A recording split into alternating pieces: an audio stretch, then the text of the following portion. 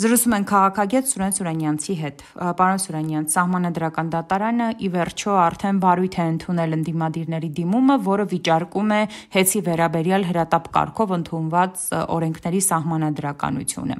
Կխնդրեմ ասեք, իհարկե այս գործի օրինակով, բայց նմանատիպ ուշացած որոշումները կամ ավելի շուտ որոշումների բացակայությունը ինչպես է ազդում Հայաստանի Հանրապետության վրա, հատկապես երբ շատ հաճախ, շատ գործերով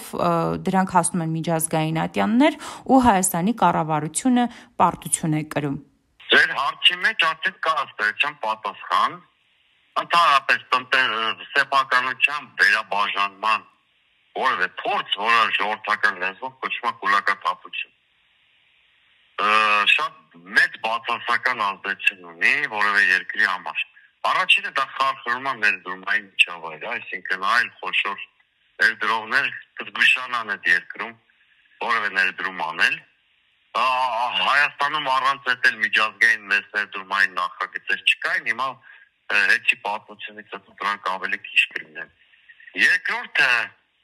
եթե միջազգային դատական ատյաններում կա բողոքարկումից մեր պարագայում կա, դա կարող է հանգեցնել ամենածանր որոշումների, ընդհանուր միջև այն հանգրվանին, որ Հայաստանի արտերկրի ակտիվները կարող են կալանքի տակ վերցնել։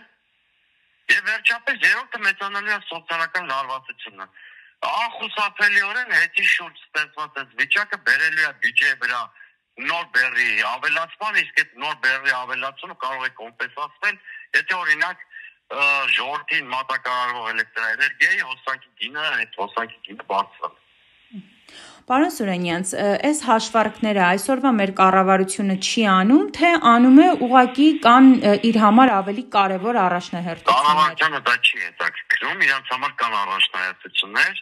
Նիկոլ Փաշինյանը փորձում է ձեռքում կոնսոլիդացնել ամբողջ ռեսուրսը, այսինքն որ երկրում որևէ դիմադրության կենտրոն չլինի, թե բիզնես միջավայրում, թե այլն եւ թե այլն։ Հետեւաբար նայած ինչ առաջնահերթություններ է հետապնդում Նիկոլ Փաշինյանը, իմ նշած ռացիոնալ առաջնահերթությունները դրա համար արժեք չունեն։